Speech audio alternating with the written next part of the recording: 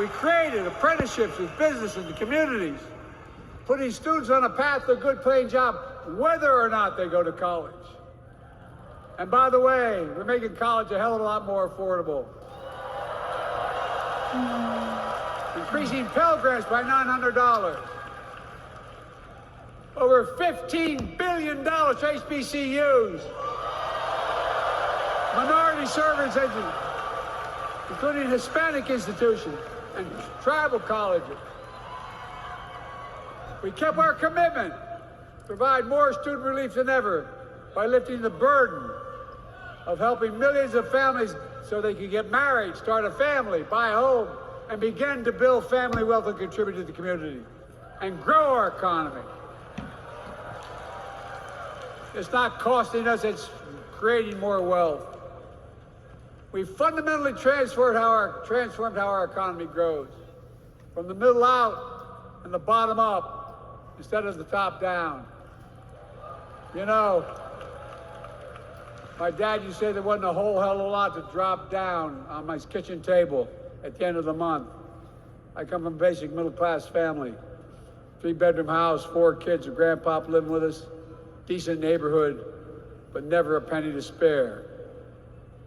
And look, that top-down notion never worked. A lot of Democrats didn't think it worked, thought it worked, but it doesn't. And when we did all that, what we've done, everybody can do well. Everybody.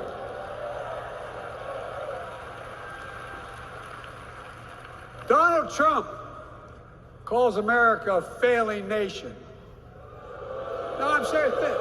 But think about this. Think about this.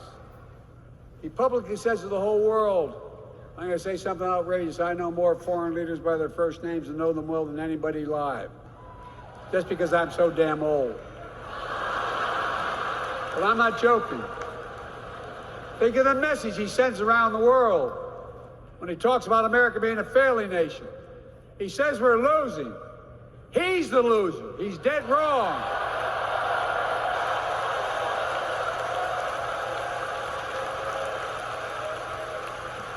Many of you are very successful people who travel the world. Name me a country in the world that doesn't think we're the leading nation in the world. Without America, not a joke, think about it. I'm being literal. Who could lead the world other than the United States of America?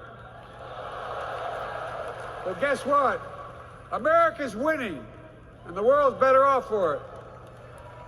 America's more prosperous, and Americans are safer today than we're under Donald Trump. Trump continues to lie about crime in America, like everything else. Guess what? On his watch, the murder rate went up 30%, the biggest increase in history.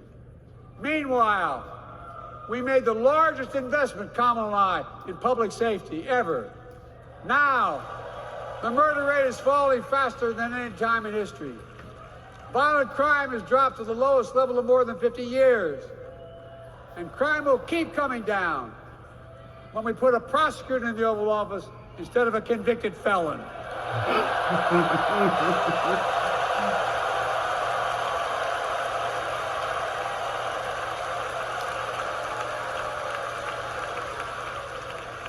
And folks, the distinguished senator from the C Senate from California and I passed the first ban on assault weapons. And guess what? It worked. If we care about public safety, we need to prevent gun violence. And it makes me ashamed when I travel the world, which I do. More children in America are killed by a gunshot than any other cause in the United States. More die from a bullet than cancer, accidents, or anything else in the United States of America. My God.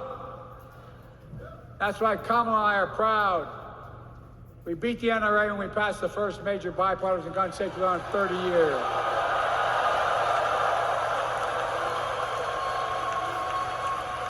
I'm serious.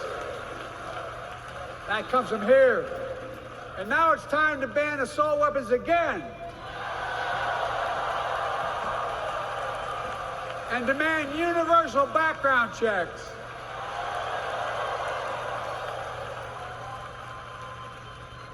It's hard. I never thought I'd stand before a crowd of Democrats and refer to a president as a liar so many times. No, I'm not trying to be funny. It's sad. Trump continues to lie about the border. Here's what he won't tell you. Trump killed the strongest bipartisan border deal in the history of the United States that we negotiated with the Senate Republicans. It took 4 weeks. Once it passed, and they acknowledged the most expansive border change in American history, he called senators to say, don't support the bipartisan bill, because he said it would help me politically and hurt him politically. My God. No, I'm serious. Think about it. Not a joke. Ask even the press who doesn't like me. They'll tell you that's true. Typically, Trump, once again, putting himself first and America last. Then I had to take executive action. The result of the executive action I took, border encounters have dropped over 50%. In fact, there are fewer border crossings today than when Donald Trump left office. And unlike Trump, we will not demonize immigrants, saying they're the poison of blood of America, poison the blood of our country. Kamala and I are committed to strengthening legal immigration, including protecting dreamers and more.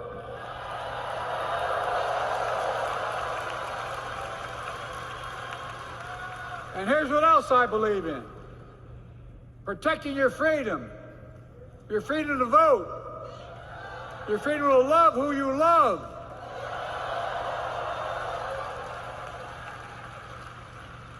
And your freedom to choose.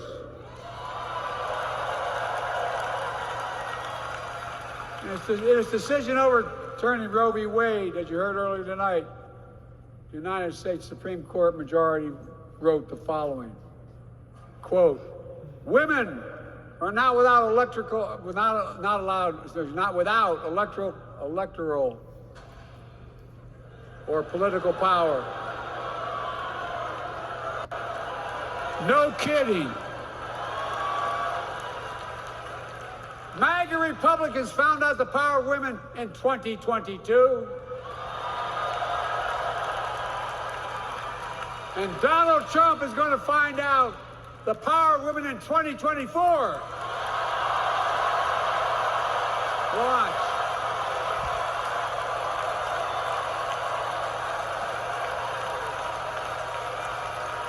And where Trump and his mega Republican right-wingers seek to erase history, we Democrats continue to write history and make more history. I'm proud to have kept my commitment to appoint the first black woman in the United States Supreme Court.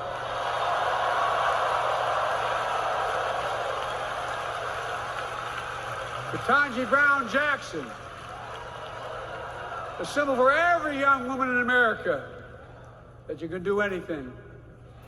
I'm proud that I've kept my commitment to have an administration that looks like America and that taps in to the full talent of our nation. The most diverse cabinet in history, including the first black woman in South Asian descent to serve as vice president. And will soon serve as the 47th president of the United States.